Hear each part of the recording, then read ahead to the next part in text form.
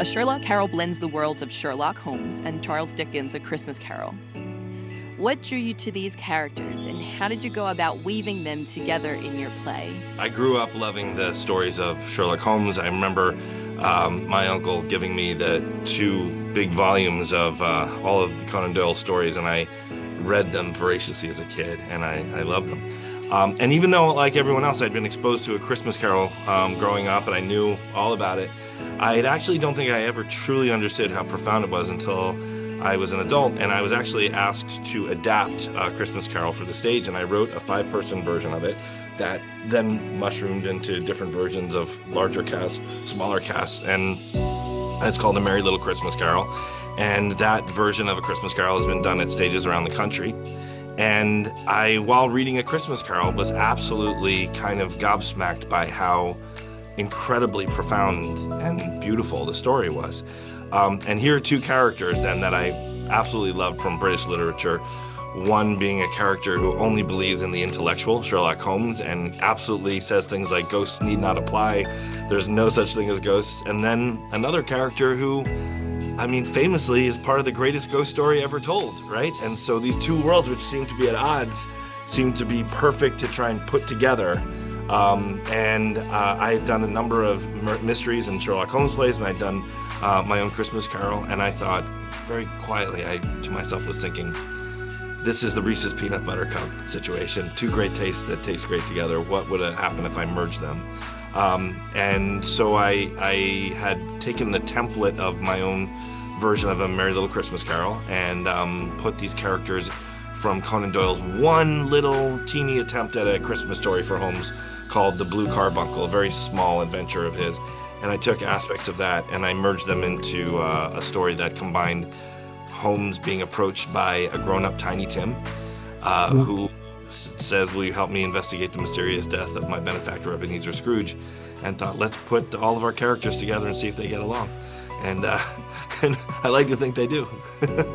Were there any unique challenges in adapting the characters or settings from the original stories to your play?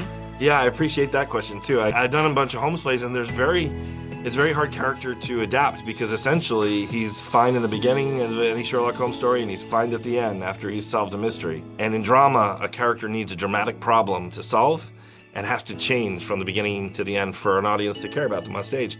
And so I started the play with the line, Moriarty was dead to begin with, mirroring Christmas Carol's Marley was dead to begin with, famous opening. It's the best opening line in literature after Call Me Ishmael, probably, right?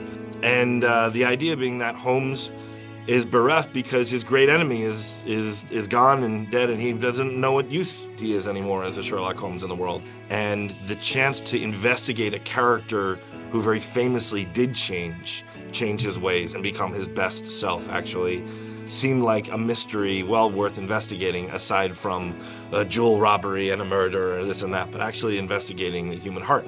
So how was I going to take these characters that people know so well already and say, in fact, you didn't know them at all? Here's a private portion of them. We only get to see Scrooge at the end of A Christmas Carol for a few minutes when he says, I've changed my ways. And they say he went on to be a wonderful person for many years. And I thought, what if we could see that version of Scrooge? And what if we saw a Holmes who privately told us what his real fears were? And so I hope that the audience loves to sort of investigate these characters anew and say, I never knew them after all, and now I do. One of the themes in both A Christmas Carol and the Sherlock Holmes stories is redemption. How does this theme play out in your adaptation? And what do you hope audiences take away from it? You know, A Christmas Carol resonates to every generation differently, I'm sure. And A Christmas Carol seems to resonate right now in ways that feel uniquely profound.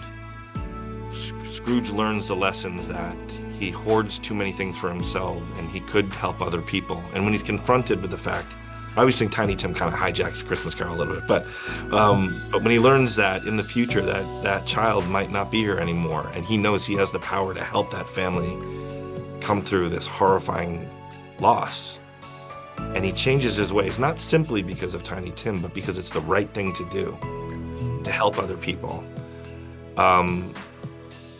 You know, Christmas Carol, I think, brings audiences in at theaters all around the country every year, and people pick up that book and discover it for the first time again.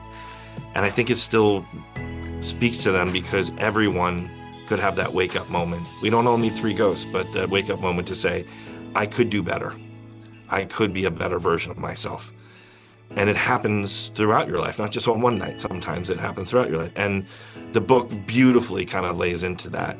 And as Sherlock Carol is using other characters, using Holmes and Watson and others, it is just another version of A Christmas Carol in many ways. Holmes's redemption arc is not the same as Scrooge's. Scrooge squanders his opportunities, and Holmes has to sort of realize that in our play, how important his effects on people can be, because he has certain gifts that he'd better use, and what could be better than a Christmas gift, right? And so if he uses his gifts and he helps other people solve a lot of cases for a lot of people, then maybe your impact and the ripple effect you have on the world will be greater than you could ever know. You might never find out, but it could be. And so the act of redemption, the act of resurrection in a way of the spirit is is deeply embedded in the DNA of A Christmas Carol, and sort of migrated its way into this Holmes story of trying to figure out how Holmes could become his best self. Sherlock Holmes has become a pop culture icon, inspiring numerous adaptations and interpretations. Why do you think the character has had such a lasting appeal, and how did you aim to honor that legacy in your play? That's great.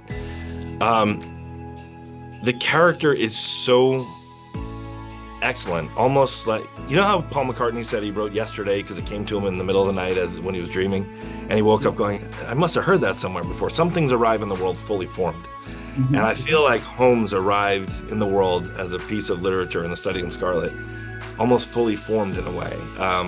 Now there were characters before from Dupin, other ideas that influenced Conan Doyle to write these mystery stories, but he kind of embodies everything about that, the detective story, when it became the thing that it is, because he has an ability to see things other people don't. He has an incredible best friend who tries to figure him out. Holmes is always the best mystery in the story, right? And then also this sense of justice that is meted out, meaning there might always be a problem, but there will always be a solution if you get the right hero involved. And he sort of satisfies that. Not like a superhero necessarily, but a little bit like a superhero. And I think that means that people, when I was a kid, my dad and I went to the site of what would be 221B Baker Street when I took a trip to London. I was 14 years old. And I remember the guy who worked there became a banker, and he said, I still get letters from people all over the world writing, Dear Mr. Holmes, I need your help, to a fictional character. And I'm sure many of those people know he's fictional. But the desire to reach out to someone who will help and solve what seems unsolvable gives you a lot of hope. In recent years, we've seen Sherlock Holmes transported to the modern world in popular adaptations like BBC's Sherlock and CBS's Elementary, with technology playing a significant role in the detective work. How do you feel about these modern reimaginings of Holmes? And what unique opportunities or challenges do you think they present when it comes to capturing the essence of the original character? Well, they're all adaptations in a way, right? If you have to go back to the original stories and then extract from them what you think is great about them. And if you're going to put them on film or on stage, they have to fit that medium also. And I think it's fantastic in any adaptation to take only that thing that you need for whatever it is this version of the story is going to use, and to try and reinvent the character once again for whatever its current use is.